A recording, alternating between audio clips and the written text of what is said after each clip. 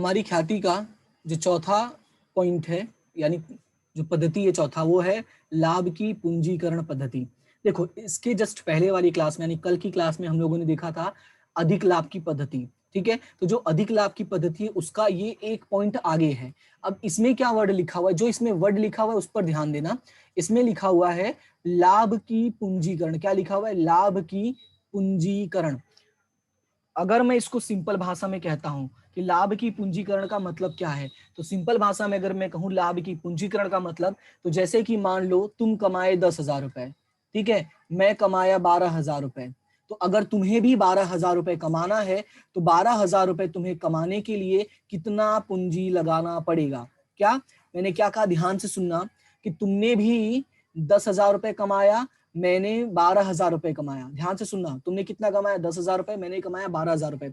लेकिन अगर तुम्हें 12,000 रुपए कमाना है तो तुम्हें कितनी मेहनत करनी पड़ेगी, कितना पैसा लगाना पड़ेगा, यही इस मेथड में हमें सीखना होता है। देखो, इसका नाम ही है लाभ की पूंजीकरण, यानी लाभ के बेस पर ये निकालना कि कितना पूंजी लगाना पड़ेगा, तब जाके हम इतना पैसा कमाएंगे। ठीक है, ये हम क्या करते हैं, हम देखते हैं कि अगर किसी को हमारा व्यवसाय चाहिए, हमारे जैसा व्यवसाय करना है, हमारे जितना लाभ कमाना है, तो उसको कितनी मेहनत करनी पड़ेगी, उसको कितने पैसे लगाने पड़ेंगे। तो इसका जो फॉर्मेट है वो एकदम कल के जैसा ही है। तो मैं अभी फॉर्मेट यहाँ पे तुम लोग को लिख के मैं स्टार्ट करता हूँ, फिर वन वन पॉइंट हम लोग इसमें देखेंगे क्या क्या चीजें हैं इसमें।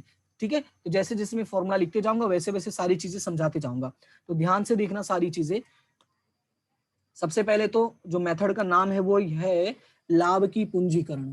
क्या नाम है? लाभ की पूंजीकरण की पद्धति।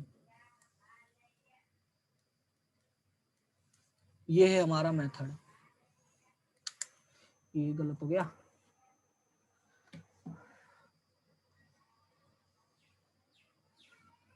चलो जैसा है मान लो कि ये ब्रैकेट अच्छे से बना है।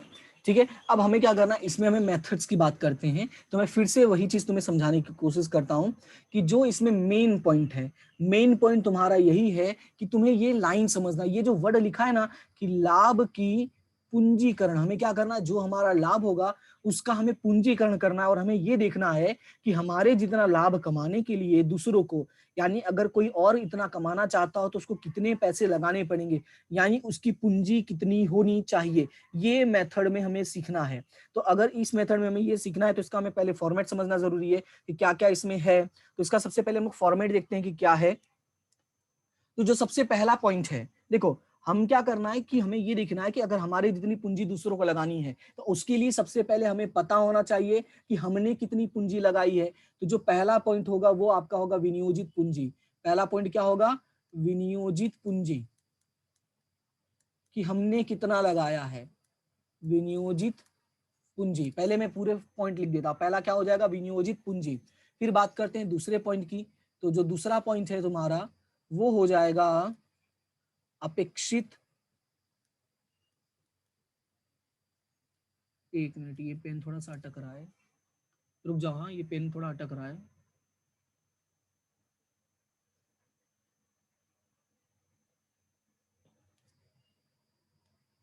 हम्म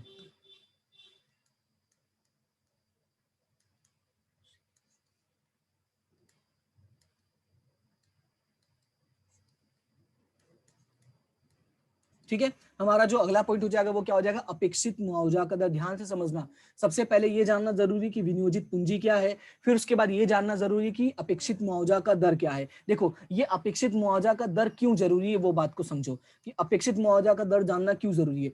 क्योंकि हमें ये देखना है कि हमने कितना कमाया और सामने वाले ने कितना कमाया, तभी पता चलेगा ना किसने ज्यादा कमाया है। फिर उसी को हम बॉस मानेंगे, उसी को महान मान के उसी के साथ हम तुलना करने की कोशिश करेंगे। जैसे हमारी क्लास में होता है, जब हम पढ़ाई करते हैं तो क्लास में देखो पढ़ाई तो सभी करते हैं, लेकिन कोई एक दो बच्चे होते हैं जो टॉप कर लेते हैं। तो हम क्या करते हैं, उन टॉपर के बच्चों को देखते हैं कि भाई अच्छा, ये जो जिसके अच्छे नंबर आए हैं, मान लो कि कोई स्टूडेंट है जिसके अकाउंट में 100 में से 90 नंबर आ गया, 95 नंबर आ गए, हम उसको देखते हैं, बोलते हैं अच्छा अब हम इसको देख के हम उससे पूछेंगे भाई कि तुमने कितने मेहनत की थी, तुमने क्या क्या पढ़ा था, कहाँ से पढ़ा था, कौन सी बुक यूज की थी, कितना पढ़ते थे, ये सारी चीजें मुझे बताओ ताकि मैं भी पढ़ सकूं। देखो पढ़ते तो सभी थे ना, लेकिन उसके ज्यादा आ गए, तो पहले ये देखना पड़ेगा हमें कि किसके ज्यादा आ गए हैं। तो हमें क्या करना पड़ेगा, सबसे पहले तो विनियोजित पूंजी देखना पड़ेगा, फिर हमें देखना पड़ेगा अपेक्षित मुआवजा का दर, और फिर उसके आधार पे हम यहाँ पे निकालेंगे औसत लाभ।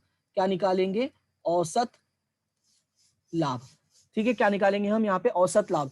फिर चौथा हमारा होगा इसी औसत लाभ के आधार पर, इसी औसत लाभ के आधार पर जो अगला पॉइंट निकलेगा वो निकलेगा पूंजीकृत लाभ। क्या निकलेगा, वो पूंजीकृत लाभ, जिसको हम बोलते हैं लाभ का पूंजीकरण। फिर हमारा जो पांचवा पॉइंट निकलेगा वो निकलता है ख्याति। पांचवा पॉइंट क्या निकलेगा, ख्याति।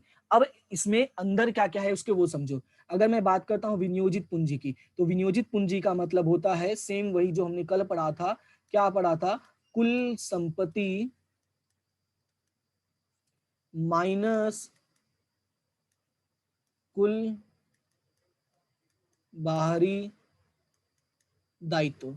सेम पॉइंट है, कुल संपत्ति माइनस कुल बाहरी दायित्व, जो रकम बचेगा वो तुम्हारा हो जाएगा विनियोजित पूंजी। फिर बात करते हैं अपेक्षित मुआवजा का दर, तो ये तुम्हें सवाल में हमेशा दिया रहेगा। ठीक है, अपेक्षित मुआवजा का दर जो है वो सवाल में तुम्हें हमेशा ही दिया रहता है। फिर तीसरी बात करते हैं औसत लाभ। तो औसत लाभ तो देखा हमने कल, जैसी हमें जानकारी दोगी उसके हिसाब से हमें सॉल्व करना पड़ेगा। अगर मान लो भारित के हिसाब से तो भारित औसत लाभ लगाना पड़ेगा, और अगर मान लो नॉर्मल लाभ है वाला तो सिंपल औसत यानी जो सरल औसत है वो हमें लगाना पड़ेगा, वो जानकारी के आधार पर हो जाएगा। फिर उसके बाद अगला है पूंजीकृत लाभ। अब ये पूंजीकृत लाभ का मतलब इसका जो फॉर्मूला है वो होता है औसत लाभ। क्या है, औसत लाभ बटे में अपेक्षित मुआवजा का दर। क्या है, बटे में अपेक्षित मुआवजा का दर, अपेक्षित मुआवजा का दर। ठीक है, मैंने डायरेक्टली लिख दिया अपेक्षित मुआवजा का दर। अब इसका जो आंसर आएगा वो तुम्हारा हो जाएगा पूंजीकृत लाभ। फिर उसके बाद हमें अगला निकालना है ख्याति। अब ये ख्याति क्या है, देखो अब हम तुलना करेंगे। हम तुलना क्या करेंगे, हमें ये देखना है कि हमने कितना पैसा लगाया था और दूसरों को हमारे जितना ही कमाने के लिए कितना पैसा लगाना पड़ेगा। हमने कितना पैसा लगाया और दूसरों को हमारे जितना कमाने के लिए कितना लगाना पड़ेगा, उसी का जो डिफरेंस होगा वो होगा हमारा ख्याति। जैसे कि मान लो कि तुम लोगों ने ज्यादा पैसे लगाए, तो तुम्हारी जो पूंजी का नाम है उसका क्या नाम है, तुम्हारा जो होगा वो पूंजीकृत लाभ हो जाएगा। क्या होगा, पूंजीकृत लाभ।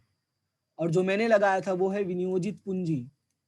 तो तुम्हारा ज्यादा है तभी तो मेरी ख्याति हुई, क्योंकि मैंने कम पैसे लगा के ज्यादा कमा लिया है। ठीक है, तो ये हो गया तुम्हारा पूरा का पूरा फॉर्मेट।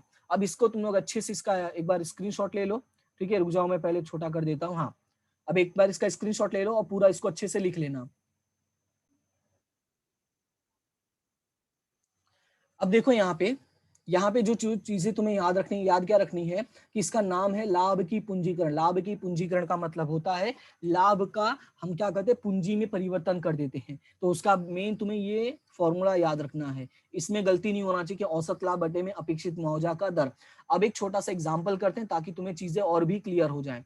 आगे बढ़ते हैं और एग्जाम्पल करते हैं हम लोग एक।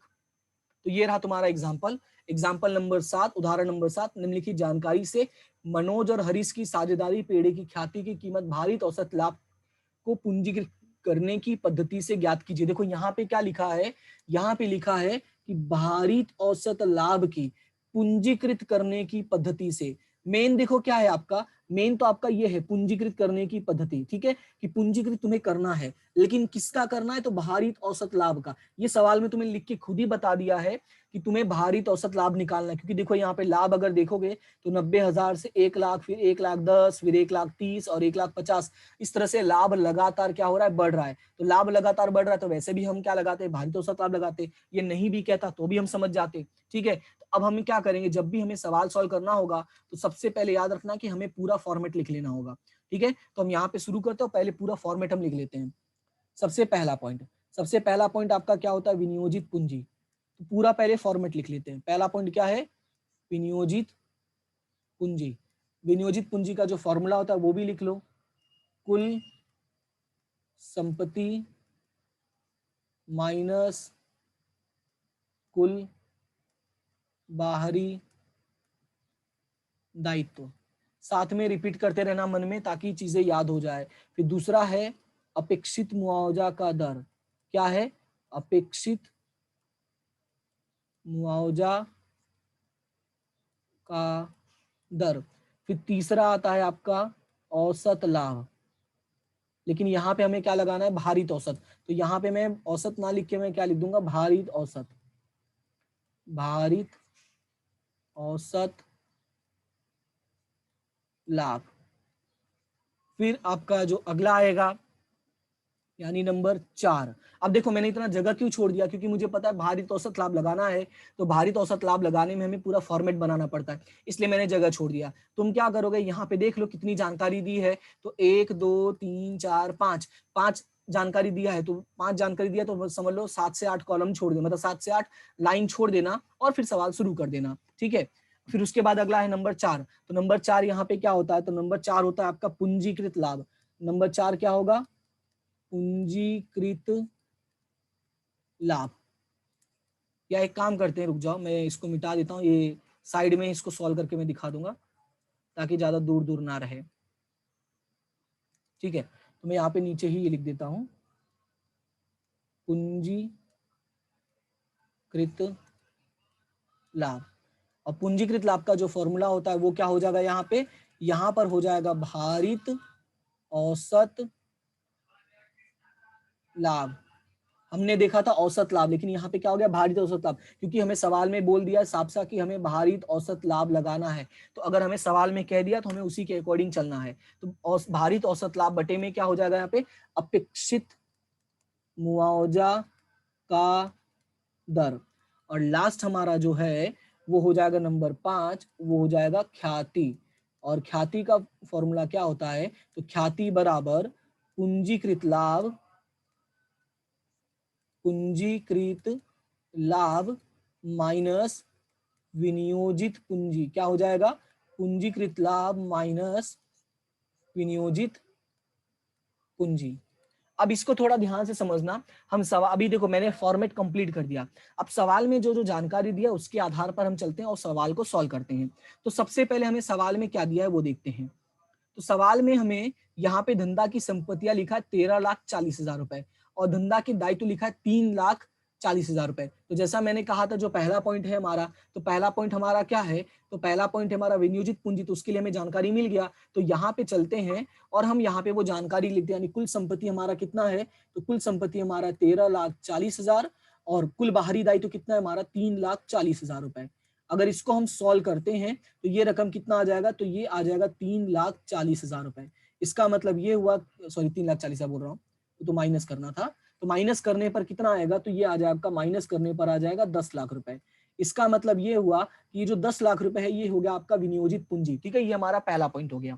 फिर बात करते हैं दूसरे पॉइंट की। तो दूसरा पॉइंट क्या है? अपेक्षित मुआवजा का दर। तो सवाल में चलो और देखो, सवाल में अपेक्षित मुआवजा का दर कितना दिया है। तो यहाँ पे अगर ध्यान से देखोगे तो यहाँ पे लिखा है धंधा का सामान्य अपेक्षित मुआवजा का दर कितना है? 10% है। तो हम यहाँ पे क्या करते हैं? अपेक्षित मुआवजा का दर के सामने लिखते हैं 10%। क्या लिख देंगे? 10%। ये लाइन थोड़ा बड़ा हो गया था, ठीक है। ये हो गया हमारा 10%। फिर तीसरा पॉइंट हमारा भारित औसत लाभ। तो भारित औसत लाभ हमें कैसे निकालना है? तो हमें उसका पहले फॉर्मेट तैयार करना होगा। जानकारी तो हमें दी ही है, तो हम चलते हैं फॉर्मेट तैयार कर लेते हैं। तो फॉर्मेट में यहाँ पे देखो, ये गणना का आंसर जो आएगा मैं यहाँ पे लिख दूंगा, लेकिन उसके लिए गणना मैं यहाँ पे करता हूँ। तो यहाँ पे मैं लिख देता हूँ नोट नंबर 1।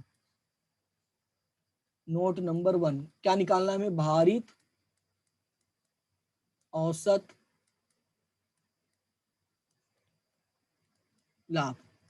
और भारित औसत लाभ का फॉर्मेट क्या होता है? तो फॉर्मेट में हम लोगों ने देखा था, सबसे पहले क्या होता है? वर्ष होता है, फिर क्या होता है? लाभ होता है, फिर भार होता है, और फिर आपका होता है भारित लाभ।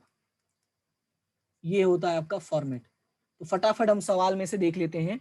सवाल में हमारे पास जो है वो लाभ है, मैं यहाँ पे लिख देता हूँ 2012-13, पहले वर्ष लिख देता हूँ 2012-13, 13-14, 14-15, 15-16, और लास्ट में है आपका 16-17। और लाभ जो दिया है, तो लाभ कितना कितना दिया है? सबसे पहले देखो 2012-13 का, तो 12 13 का 90,000। हाँ मैं लिख दे रहा हूँ, टेंशन ना ले। 90,000, फिर क्या है 1,00,000, फिर कितना है 1,10,000, फिर कितना है 1,30,000, 1,30,000। हाँ, और लास्ट में है 1,50,000। ठीक है, तो हमने क्या किया, लाभ लिख दिया। फिर उसके बाद अगर याद होगा तो मैंने कहा था हमें क्या करना होता है, भार लिखना होता है। तो भार का मैंने कैसे बताया था, यहाँ से शुरू करना होता है। तो यहाँ 1 2 3 4 और 5, तो हम इसका क्या कर दिया, भार लिख दिए। फिर मैंने कहा था कि इन दोनों का गुणा करना होगा। क्या करना होगा, इन दोनों का आपस में गुणा करना होगा। तो यहाँ पे गुणा करो, तो 90,000 गुणे 1 करोगे तो ये हो जाएगा 90,000, और 1,00,000 गुणे 2 करोगे तो हो जाएगा 2,00,000। फिर 1,10,000 गुणे 3 करोगे तो ये हो जाएगा आपका 3,30,000, 11 3 33, और ये 1,30,000 गुणे 4 करोगे 13 चौका 52, यानी 5,20,000। फिर 15 पचे 75, यानी कि 7,50,000। तो इस तरह से हमारा क्या हो गया, ये गुणा भी हो गया। अब फिर मैंने क्या कहा था, इन दोनों का टोटल, इसका टोटल करो और इसका टोटल करो।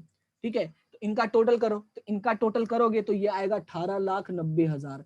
कितना आएगा, 18,90,000। और इनका टोटल करोगे तो ये हो जाएगा 15, 5 4 9 3 12 13 14 और 1 15। इस तरह से आपका टोटल हो जाएगा।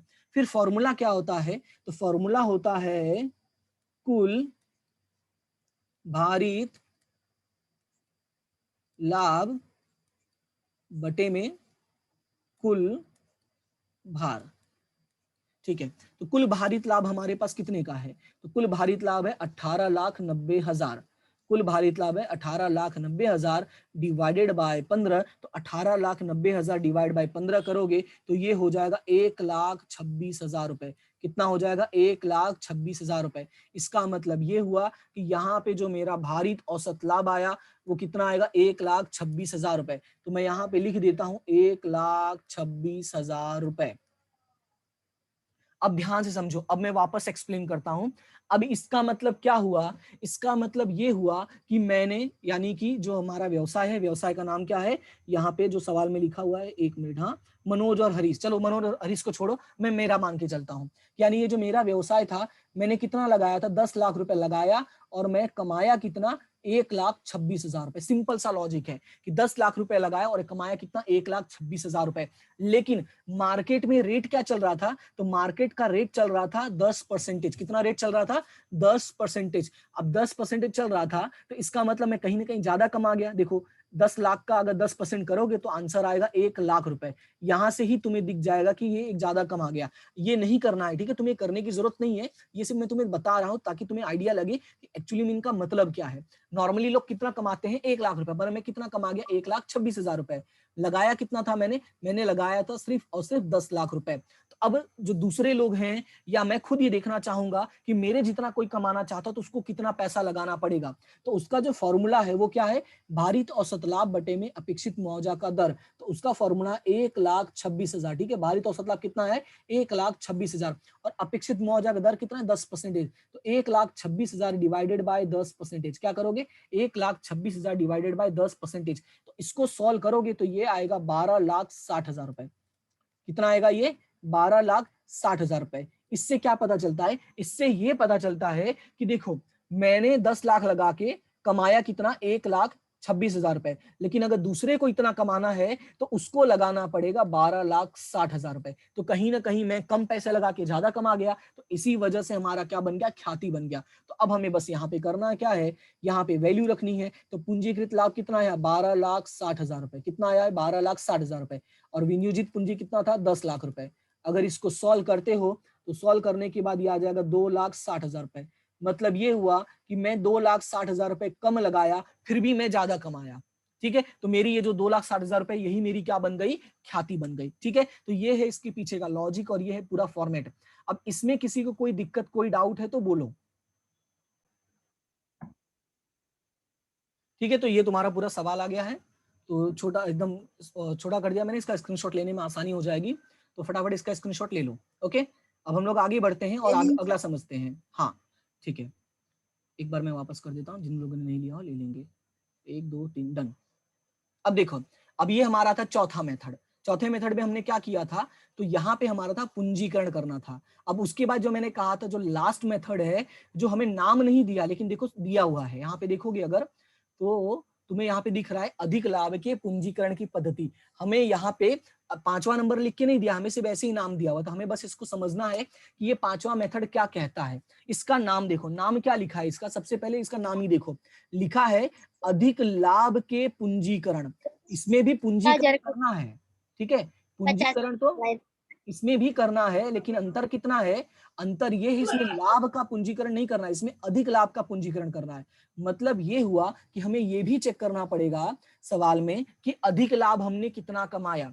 मतलब ये है कि जो हमने पिछला क्वेश्चन किया, यानी पॉइंट नंबर 4 और पॉइंट नंबर 3, उन दोनों का ये क्या है, मिक्सचर है। हमें सवाल में अधिक लाभ भी निकालना पड़ेगा और हमें उसका पूंजीकरण भी करना पड़ेगा। तो अधिक लाभ का फॉर्मेट मैंने तीसरे में बताया था और पूंजीकरण का फॉर्मेट मैंने चौथे में बताया। तो बस इन दोनों का तुम्हें क्या करना है, प्लस कर देना है। तो इसका मैं फॉर्मेट नहीं लिख रहा हूं, मैं यहाँ पे जो बुक में दिया है मैं वही तुम्हें समझा देता हूँ, ठीक है। तो यहाँ पे देखो, जो हमारा पहला पॉइंट होता है वो क्या होता है, विनियोजित पूंजी। पहला पॉइंट क्या होता है, विनियोजित पूंजी, वो तो कॉमन है। पहले नाम देख लो वापस एक बार, ताकि तुम्हें थोड़ा अच्छा से दिमाग में आ जाए। नाम क्या लिखा है, अधिक लाभ के पूंजीकरण, यानी पहला टारगेट होना चाहिए कि सवाल में तुम्हें अधिक लाभ ढूंढना है। तो अधिक लाभ ढूंढना है तो कैसे ढूंढोगे, उसका फॉर्मेट लिख लो। तो अधिक लाभ कहां तक पहुंचना होगा, सबसे पहले तुम्हें विनियोजित पूंजी निकालना पड़ेगा कि व्यवसाय की विनियोजित पूंजी क्या है। दूसरा पॉइंट होता है आपका अपेक्षित मुआवजा का दर। दूसरा पॉइंट क्या होता है, अपेक्षित मुआवजा का दर। और तीसरा पॉइंट होता है अपेक्षित लाभ। अब देखो, यहाँ पे हमें निकालना है अधिक लाभ, और इसी वजह से यहाँ पे ये वाला पॉइंट वापस आ गया। कौन सा वाला पॉइंट, अपेक्षित लाभ, क्योंकि हमें ये जानना जरूरी है कि हमने कितना सोचा है, ताकि हमें रकम में भी पता चले, तभी तो तुलना कर पाएंगे। सिर्फ परसेंटेज से काम नहीं चलेगा। तो अब रकम निकालना है, तो रकम का फॉर्मूला क्या है, विनियोजित पूंजी गुणे अपेक्षित मुआवजा का दर। क्या हो जाएगा, विनियोजित पूंजी गुणे अपेक्षित मुआवजा का दर। ये हो गया तुम्हारा तीसरा पॉइंट। और चौथा पॉइंट हो गया तुम्हारा औसत लाभ।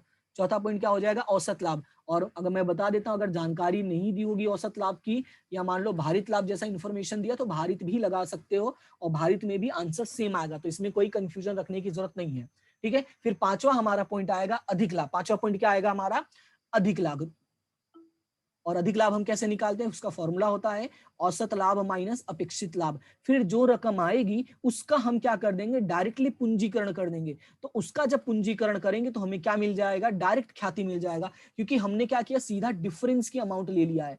हमने क्या किया, सीधा डिफरेंस की अमाउंट ले लिया, और इसी वजह से डायरेक्टली हमें ख्याति मिल जाएगी, ठीक है। ये है हमारा फॉर्मेट। तो ये बुक में तुम्हें दिया है, तुम उसमें से लिख लेना, मैं इसका स्क्रीनशॉट लेने के लिए नहीं बोलूंगा। हाँ, लेकिन अब मैं तुम्हें पीछे लेकर चलता हूं, जो मैंने सवाल एक्सप्लेन किया ना यहाँ पे।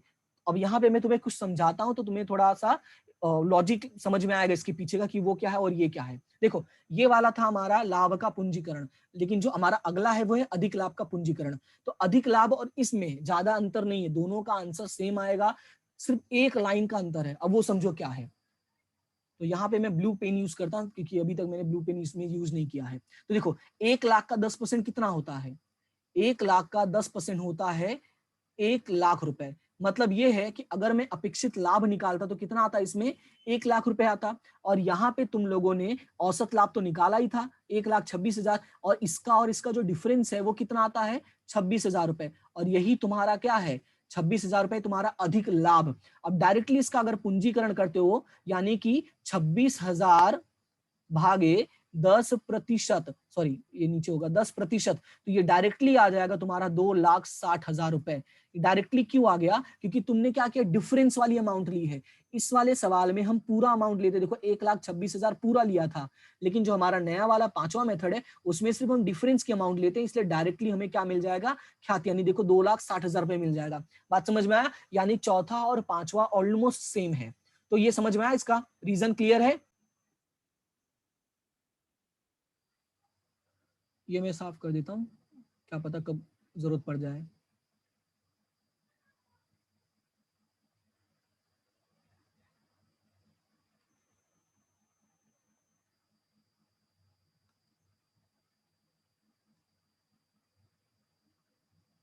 देखो, ये है हमारा सवाल। अब इसमें हमें लगाना है अधिक लाभ की पूंजीकृत करने की पद्धति। क्या लगाना है, अधिक लाभ की पूंजीकृत करने की पद्धति।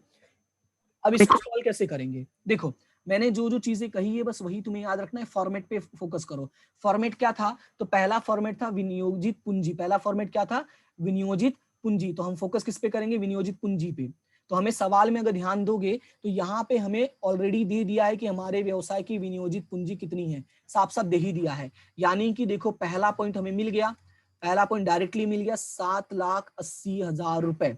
फिर दूसरा पॉइंट हमारा होता है अपेक्षित मुआवजा का दर। तो अपेक्षित मुआवजा का दर इसमें है 12%। तो यहाँ पे हमें दूसरा मिल गया अपेक्षित मुआवजा का दर, दूसरा है 12%। तीसरा फॉर्मेट होता है अपेक्षित लाभ, और अपेक्षित लाभ क्या होता है? विनियोजित पूंजी गुणे अपेक्षित मुआवजा का दर। और विनियोजित पूंजी कितना? 7,80,000 गुणे 12%। तो 7,80,000 गुणे 12%, तो ये आएगा आपका 93,600 रुपए, यानी तीसरा पॉइंट हमें मिल गया। चौथा पॉइंट हमारा औसत लाभ, पर हम सवाल में देख लेते हैं क्या कहीं इसमें भारित तो नहीं लगेगा। तो रकम देखोगे तो 2 लाख है, फिर 270 है, बढ़ गया, लेकिन फिर घट गया, फिर बढ़ गया, फिर घट गया। तो बढ़ घट रहा है तो इसका मतलब हमें साधारण औसत लगाना है। तो जब साधारण औसत लगाना है तो डायरेक्टली क्या करो? इसका टोटल कर दो। तो देखो यहाँ पे इन लोगों ने यही किया है, इन सभी का टोटल कर दिया तो आ गया 11,90,000, और टोटल कितने? 5 साल है, तो 11,90,000 भागे 5, तो आंसर कितना आ गया? 2,38,000 रुपए। मतलब ये हुआ कि तुम्हारा औसत लाभ कितना आएगा? 2,38,000। तो यहाँ पे देखो मैं लिख देता हूँ 2 लाख, अच्छा लिखा है ऊपर, ये रहा ऊपर लिखा है, कितना आया है? 2,38,000 रुपए। तो यहाँ पे देखो लिखा हुआ है 2,38,000 रुपए। उसके बाद अगला पॉइंट जो तुम्हारा बनता है वो है अधिक लाभ, और अधिक लाभ का फॉर्मूला होता है औसत में से अपेक्षित माइनस करना। क्या होता है? औसत में से अपेक्षित माइनस करना। तो औसत कितना था? औसत था 2,38,000 रुपए, और अपेक्षित है 93,600, माइनस करोगे तो आएगा 1,44,400 रुपए। अब डायरेक्टली इसका क्या कर दोगे? 12%, यानी ख्याति बराबर क्या हो जाएगा? अधिक लाभ बटे में अपेक्षित मुआवजा का दर, यानी 1,44,400 भागे 12%, मतलब ये आएगा 12,03,333.33 रुपए, यानी डायरेक्टली तुम लिख सकते हो 12,03,333 रुपए। तो ये तुम्हारा हो गया पांचवा फॉर्मेट, यानी जो पांचवा सवाल है। अब इसमें मैं वापस बता देता हूं, इसमें और जो हमारा चौथा पॉइंट है, दोनों का आंसर सेम आएगा। कैसे? वो देखो, अगर मान लो सिर्फ होता सवाल में लाभ का पूंजीकरण, क्या होता? सिर्फ होता लाभ का पूंजीकरण, तो हमारा लाभ कितना आया है? लाभ आया 2,38,000। तो यहाँ पे देखो मैं लिखता हूँ 2,38,000, डायरेक्टली इसका पूंजीकरण करो यानी 12%। तो 2,38,000 का 12% करते हैं तो 1 मिनट, 2,38,000 भागे 12%, तो ये आता 19,83,333.33, ठीक है, 19,83,333 रुपए आता। कितना आता? 19,83,333 रुपए आता। फिर ख्याति का फॉर्मूला क्या होता है उस वाले में? ख्याति मतलब होता है आपका जो पूंजीकृत लाभ है उसमें से विनियोजित माइनस कर दो। तो पूंजित कितना आया? 19,83,333। अब उसमें से 7,80,000 माइनस कर दो, तो जो रकम आया है उसमें से मैं 7,80,000 में माइनस करता हूं, तो ये आ जाता आपका 12,03,333 रुपए। ठीक है, यानी कि आंसर मेरा सेम आता। और इसी वजह से मैंने कहा कि इस वाले मेथड में और चौथे मेथड में आंसर मेरा सेम आएगा। लेकिन याद रखना है आपको सवाल में पूछा क्या है। अगर आपको पूछा है अधिक लाभ की पूंजीकरण, मतलब तुम्हें सवाल में क्या करना है? तुम्हें पहले अधिक लाभ निकालना है, फिर उसको पूंजीकृत करना है। लेकिन अगर सवाल में डायरेक्टली पूंजीकरण बोला है, यानी लाभ का पूंजीकरण बोला है, तो डायरेक्टली इसका पूंजीकरण करके फिर ख्याति निकालोगे। ठीक है, तो ये छोटा पॉइंट है, इसमें किसी को कोई डाउट है? तो ये तुम्हारा तीसरा चैप्टर जो है ख्याति, वो यहाँ पे खत्म होता है। अब तुम्हें करना क्या है? एक्सरसाइज के जितने भी सवाल है, तो हम लोगों ने लगभग 8 सवाल तक दे ही दिया था, मैंने पिछले क्लास में 8वां दे दिया था। हाँ, 8वां दे दिया था। अब तुम्हें करना क्या है? 9वां, 10वां, 11वां, 12वां, 4 सवाल और है, ये चारों सवाल फिनिश कर देना है। ठीक है, कल का तुम्हें टाइम दे रहा हूं मैं, कल क्लास नहीं रहेगी हमारी कोई भी। कल ये चैप्टर फिनिश कर देना। मैं सभी से पूछूंगा, अगर जिन लोगों ने नहीं किया होगा, अच्छा नहीं होगा उनके लिए, तो सभी लोग अच्छे से कर लेना। अच्छा नहीं होगा मतलब तुम्हारे लिए ये, तो तुम लोग अच्छे से प्रैक्टिस कर लेना। और किसी को कोई भी डाउट रहती है तो तुम मुझे पूछ सकते हो। ओके, तो ये चैप्टर फिनिश होता है कल, मतलब नेक्स्ट क्लास में हमारी स्टार्ट होगी चौथा चैप्टर। ओके, किसी को कोई डाउट हो तो बोल दो यस अभी। सर।